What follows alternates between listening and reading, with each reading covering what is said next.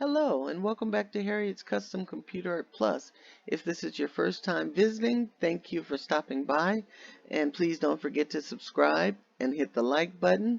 Also, if you want to be notified of tutorials the instant I have them uploaded, just click the bell and you'll be notified. If you would like to download a free copy of the software that I use, contact me on Facebook at Harriet's Custom Computer Art Plus or on Instagram at HH Custom Events Party Supply, and I will send you the link. And I now have a step-by-step tutorial showing how to download the zip file and install the software on your Windows PC. It is a Windows app only, so you won't be able to use it on Chromebook or MacBooks. This is going to be a quick tutorial just to show you how to make shadows on your graphics to use like when you're making keychains, or if you're making cupcake toppers or cake toppers and you want to have a background behind your images or your font. This is how you would do it in Microsoft Picture It. So first you're just going to choose your images and crop them out of their background. I already cropped this sunflower out.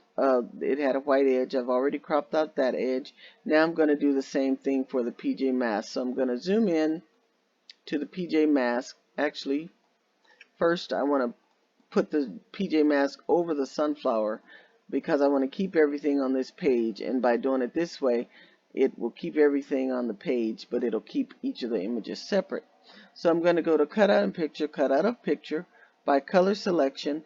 I'm going to drop this down to 1, and I'm going to zoom in, and I'm going to just drag a line in that black area, and you see it picks up most of the black area.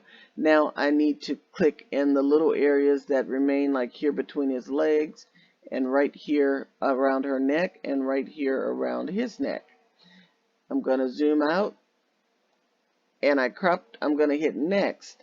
And what I did, I cropped out the black because it was easier than going and clicking on all these colors and shades. So I just pull out the whole back image, and I'm going to make sure that there's no check mark in this box because I want to keep the picture on this page that I'm working on. And I'm going to choose select opposite area, so instead of the black outline, I'm keeping the characters themselves. I'm going to click done. And now I'm going to go here on my right hand side to layers, and I'm going to delete that second layer by right clicking on it and hitting delete. So now I have my PJ Masks character and I have my sunflower. Now sometimes when you crop pictures it will leave a little bit of that edge. As you can see, it left a little bit of the edge around the PJ Masks. So I'm just going to do another quick crop. Go to cut out of picture with the cookie cutter shape, and I'm just going to bring it just around the PJ Masks characters and make sure that I'm not including this black edge down here at the bottom. And then I'm just going to delete this one, the one that's underneath. So now I have my images. I want to make shadows for both of these. So what I'm going to do is I'm going to go to cut out in picture once again, cut out of picture with the cookie cutter shape, and I'm just going to go right over those two because I'm just going to take them in Cricut together, but if you wanted to do them separately you would just do them one at a time. So I'm going to cut them both out at the same time. I'm going to hit next and done. And now I'm not going to move these, but you'll see here on the right hand layers, you'll see now I have the two copies of them.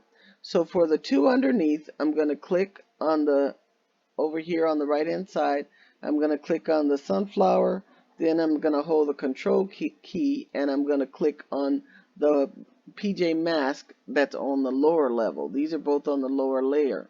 So I'm going to click both of those, and I'm going to go to Paint and Color Effects, Fill with a Solid Color, and I'm going to slide all the way over to the black image, or I could have used their eyes to make it black.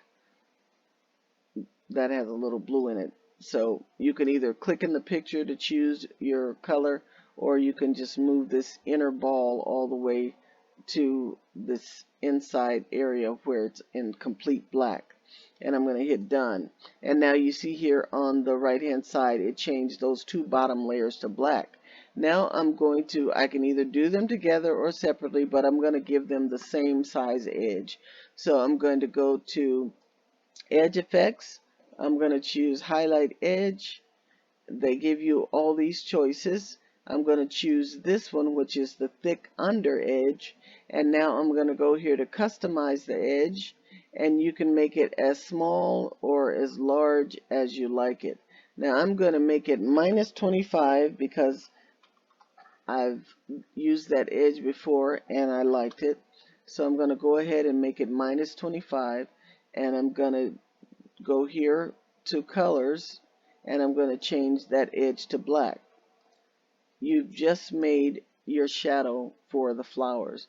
Now if I wanted to change them or do them one at a time, I could do that like I showed you just by choosing one image or the other. So now I have my edges, the edge the way I want it, that shadow edge, and now I'm going to shrink this down because now I'm going to separate it so that I can save it to bring it into Cricut. And now that I have all of them chosen, I can either lock this square, and maybe lock the square so you won't make a mistake.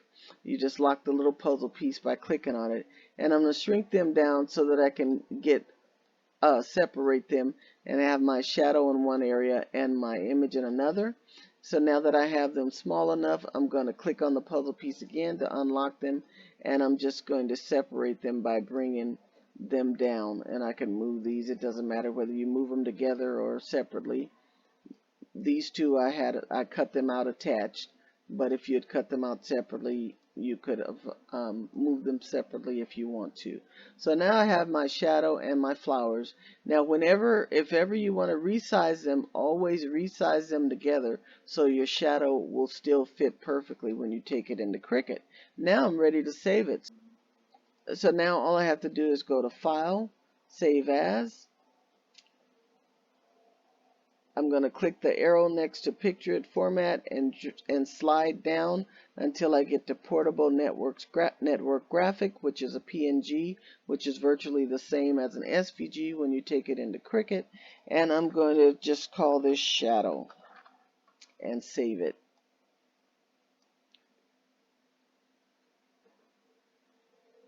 Now I'll go into Cricut and show you how to set it up in Cricut. Now I'm in Cricut. I'm going to click New. And I already had a file open, so I just click Replace It so I could get to a blank canvas.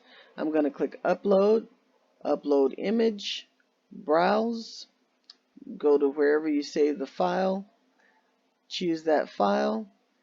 You see here it's already in SVG format. I'm going to choose Complex because this has multicolors and I want to keep all those shades, and you'll see the difference. If you chose different ones, it takes some of the different shades out so your graphics wouldn't be exactly like you want them, like they were when you downloaded them. So always choose Complex when you have more than one or two colors, and hit Continue. So now I see I have my shadow here. If I scroll down, I see I have my other images as well, and everything is cropped out just like I wanted it. I'm going to choose Continue. It's going to show me this file is a cut file, or a print and cut file, and this is just a cut file. So I'm going to choose the print and cut, which has the green line around the images so that I know that's the one that I'm saving. It's going to default it to the name that you uploaded it with, which is Shadow, and then I'm going to choose Save.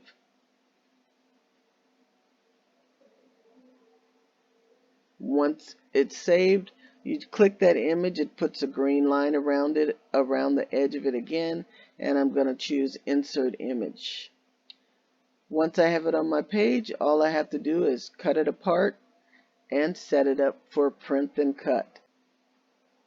So now all you have to do is cut it out. So I'm going to go to Shape. I'm going to choose a circle because I have these a little close.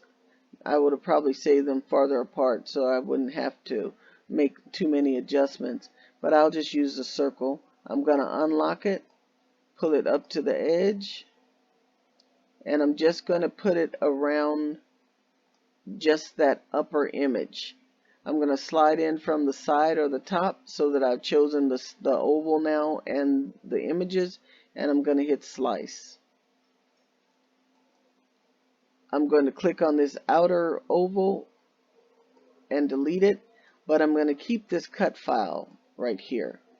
This one is the one I'm going to delete because I don't want the shadow printed. Now if you wanted to print the shadow as well as the image, you would save this one, but I'm just going to cut the shadow out of a solid piece of paper. On this side, I'm going to do the same thing.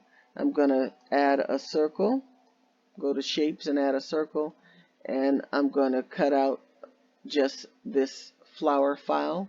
Once again, I'm going to make sure that the flower that I'm cutting out is underneath that circle. Slide in from the right, choose slice. I'm going to get rid of that outer edge and save the cut file. And if I didn't want to print my outline, I would delete that. Now I just need to separate these two, or you could leave them together. It's up to you. But if you want to save paper, you can cut them apart. So I'm just going to use a square for this one.